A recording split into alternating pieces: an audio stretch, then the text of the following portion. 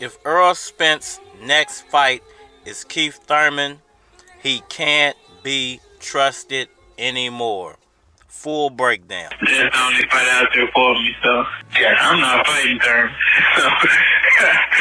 Alright, y'all, so why am I saying this? Why am I saying if Keith Thurman is Errol Spence Jr.'s next fight, he can't be trusted? I've been asking for that fight since I was 14-0. Everybody know that, man. You know what I'm saying? I want to fight the best. Like I said, he has 2 of the belts. I want to be the undisputed welterweight of the world. And I have to go through him. And I'm ready to go through him. I want that fight. Everybody know I want it as bad as I want to breathe. Why can't Errol Spence be trusted if he fights Keith Thurman? Well, it goes back to the first rule of life to me. Live by your word. The truth is, what he wants, he has to come see me. Your word is your bond. Your word means everything. If you say something, you mean it. If you say something, you should live by it. And Errol Spence Jr. has already voiced his opinion when it comes to Keith Thurman. Errol Spence Jr. went through this same situation, ironically, with the same person, Keith Thurman, but roles reversed. I remember when I saw that boy backstage years ago. Errol Spence Jr. being the younger, hungry fighter trying to get a come-up, asking for a title shot, and Keith one-time Thurman basically refusing to fight Errol Spence Jr. time and time again. Now, you can say that the timing didn't match up for the fight to happen. You can say that Keith Thurman ducked. You can say whatever you want to say. My thoughts been what it's been since I was 15-0 when I said, you know, I'll fight Keith Thurman anybody in the top 5. I mean, like you said, we gotta wait and get ready, and you know, we gotta go through rehab. But I'm ready when he is. But at the end of the day, he never gave Errol Spence Jr. any type of opportunity to make a name for himself or even to attempt to become a champion. So why would Errol Spence Jr. go through 3 champions, you know, a myriad of fights, just to turn around and give Keith Thurman an opportunity that he was never given? And I would have to say that if he did, it's like he's turning on his own morals and principles. He's turning on himself, basically. He's shooting himself in the foot. Now, I know at the end of the day, this might not be a decision that Errol Spence can control because it might end up as a mandatory. It's not like this is a fight that PBC is putting together. This is something that the sanctioning bodies are saying has to happen. Now, I'm always ready, so it don't matter if it's the first quarter or second quarter or if it's next year. You know, I'm gonna be ready. I'm always ready to fight the best. You know, I have a goal, I have a dream to be the undisputed welterweight champion of the world, and I'm not gonna let anybody stop me from that path.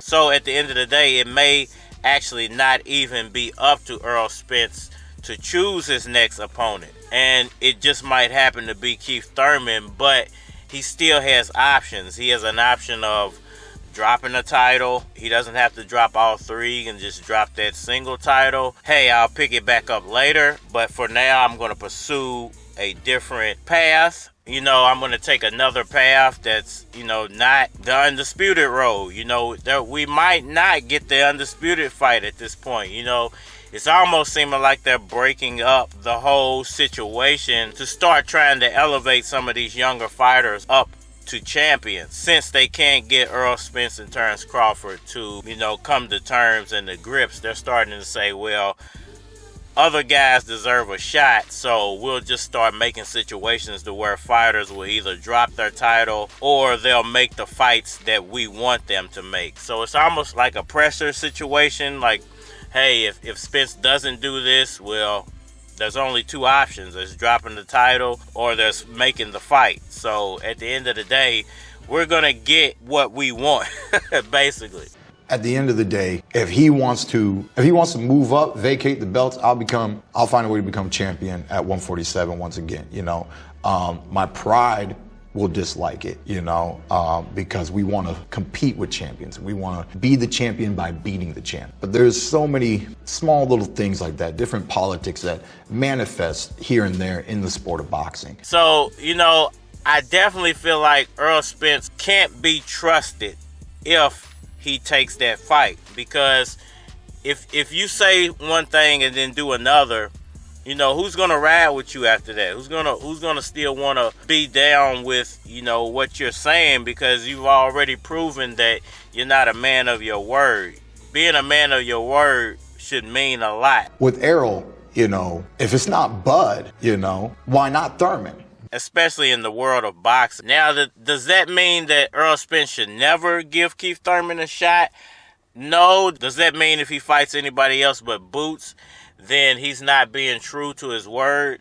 No, it's not even that. It's the fact that your name is the truth. And the truth is, you got the WBA, you ain't seen Thurman. You took that WBC that I vacated, and you ain't seen Thurman. That's the truth. Going after Keith Thurman would be going against your word. No, I don't actually believe that he should drop the title. I think he should hold on to everything that he's accomplished until he can get that Terence Crawford fight and prove that he's the undisputed champion. He's going to have to hold on to some type of morals and principles. I don't know how it works, you know, when it comes to a sanctioning body trying to force a fight. The problem here to me is that I believe the IBF is the one that has been waiting the longest, get their mandatory a title shot. So I don't understand why he wouldn't try to appeal any decision made by the WBC to force a Keith Thurman fight. Number two, you know, another point, I really don't feel like Keith Thurman deserves it at this point. I can't even believe that he's the number one contender in the WBC. I seriously thought it was Virgil Ortiz, but I guess Virgil Ortiz is number 2 and Boots is number 3 in the WBC. So it's somehow he's number 1 in the WBA, which I thought it was the other way around. But it's interesting, and you have to sit and think about, why does Keith Thurman even deserve to be first in line, other than it's an easier fight to make. And if it gets made, it's only because it's an easy fight to make. They don't feel like Keith Thurman can beat Errol Spence Jr., and they're trying to just stall, make some money until they get to the Terence Crawford undisputed fight, because that's where the real money's at. There's no money in the Keith Thurman fight. You know, it doesn't come with a title. It doesn't come with anything. And on top of all of that, he didn't give you a shot back when you were asking him for the same thing he's asking you for.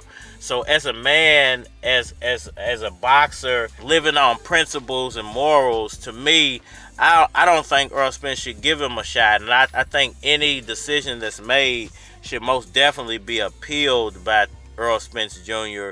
when it comes to Keith Thurman. And if he does take that fight, I don't think he can be trusted anymore. And I won't take him for his word when it comes to anything he says anymore, because he's not standing on exactly what he said. Yeah, I'm not fighting Thurman. You know, Keith, one more thing. Keith Thurman stood on what he said to you. You'll get your shot when it's the right time. And basically what he was saying is, you're never going to get a shot. And he never gave you a shot, and he ended up getting stripped and beaten by Manny Pacquiao. So he never had to, or time never called for that fight. So while it was all his decision to give you a shot, he never gave you one. So why would you turn around and afford him an opportunity he never afforded you? And on top of that, while you are the hottest thing, you know, at that time he was pretty much the hottest thing at welterweight, but there were other people that were being pushed to the top as well, and Errol Spence ended up being the man at the end of the day. So listen, I don't want to feel like I can't trust Errol Spence, but if he takes that fight, you can't trust his word anymore. At least you might be able to stand on his boxing skills, but as far as taking him for his word, you can't really trust his word anymore. It's your boy. Holla at me on all social media platforms, Facebook, Instagram, YouTube. You're more than likely to get a response on the tube, so holla at me over there if you want a response. And we are live. It's your boy Keith, neighborhood employee. Niggas knew that I was coming with fire. Y'all ain't up to my pie and up under a car. Your head under a tie, it's the S and the I. player, we supposed to win. I'm in the booth focusing with coke in hand. Dude hate it when they see the chief running in. Ass mouth hurting like his wisdom teeth coming in. Now that's a roundhouse kick. Come round your house, letting rounds out quick. From Newburgh to downtown, it's that Midwest to down south shit. Y'all ain't fucking with. She chillin', saying tryna put the veal on the mouth. What's good? She nothing, saying tryna show his niggas how to round.